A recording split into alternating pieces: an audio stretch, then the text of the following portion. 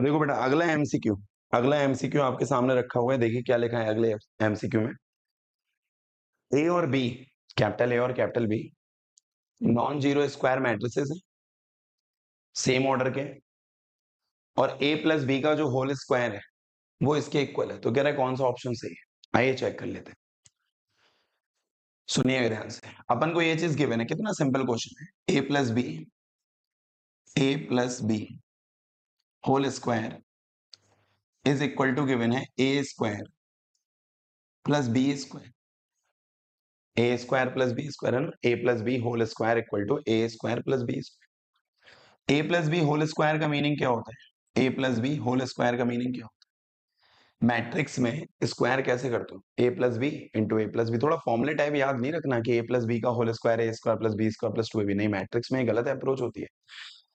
Eight the end of the day किसी किसी में आंसर सेम आ जाता है, बट दिस इज जो अप्रोच है ना, it's too wrong. A plus b का स्क्वायर मतलब आपको मैट्रिक्स में ऐसे पूरा करना है, a plus b into a plus B. ठीक है ना। फिर ज्यादा डिटेल में जाएंगे ऐसा क्यों, तो फिर वो कॉन्सेप्ट वाली बात आ जाती है कि कॉम्पिटेटिव प्रॉपर्टी होती है एक, वो लोगों को पता होनी चाहिए कि मैट्रिक्स का जो मल्टीप्लीकेशन है वो हमेशा कॉम्पिटेटिव नहीं होता। फिर वो कॉन्सेप्ट बेस्ड लर्निंग हो जाएगी, उसके लिए फिर वो अपन अलग जगह पढ़ते हैं, आपको पता है सबको। यहाँ हम लोग केवल एमसीक्यूज डिस्कस करते हैं यूट्यूब पे। तो ए प्लस बी का जो होल स्क्वायर है, आप उसे ए plus b into a plus B लिखेंगे, ए plus b into a plus B लिखेंगे, ठीक है ना। और इक्वल में जो है वो लिखा रहता है a square plus B square. अब आप क्या करोगे, इंटू करेंगे। दिस इंप्लाइज ए का ए में, ए का ए में तो ए स्क्वायर आ जाएगा, देन ए का बी में तो ए बी आएगा, फिर प्लस, फिर बी का इंटू ए में कराएंगे तो बी ए लिखेंगे। बी ए को ए बी नहीं लिख देना, क्योंकि मैट्रिक्स मल्टीप्लीकेशन कॉम्पिटेटिव नहीं होता। ए बी को आप अपने मन से बी ए नहीं लिख सकते चाहे जो, और बी ए को अपने मन से कभी ए बी नहीं लिख सकते।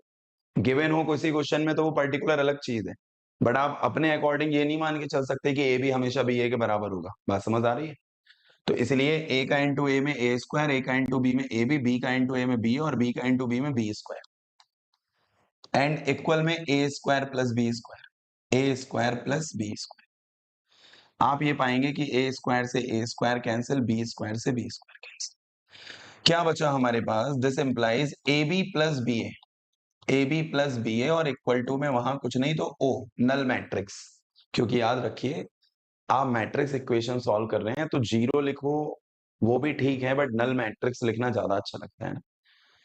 कुछ भी लिख देना, ओ हमने ओ लिख दिया है, ये ज्यादा अच्छा रहता है, ठीक है। बी ए को वहां कर दो, जब बी ए को आप वहां पहुंचा दोगे तो A B is equal to क्या आ जाएगा? माइनस बी ए।